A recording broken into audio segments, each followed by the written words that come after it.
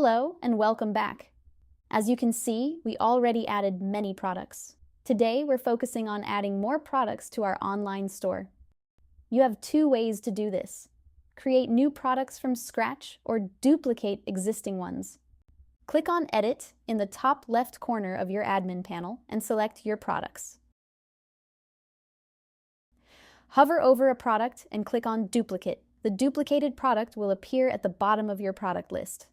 Duplicating is a great time saver, as it copies the template, style, variants, and categories of an existing product. Now, click on the new product to edit its content and settings. First, we'll update the title. The subtitle and description remain the same, but feel free to edit yours to reflect the new product details. Next, let's handle the images. Select the photos in the product listing and remove them. After that, add the new images you want for this product. Now, on to the product settings.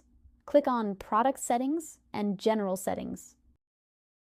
We'll edit the URL to match the new product. Don't forget to click Change URL to save.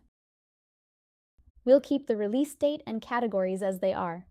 We won't need to modify the variants for this product since they remain unchanged. We'll repeat these steps to add more products, ensuring that our store is well stocked and diverse.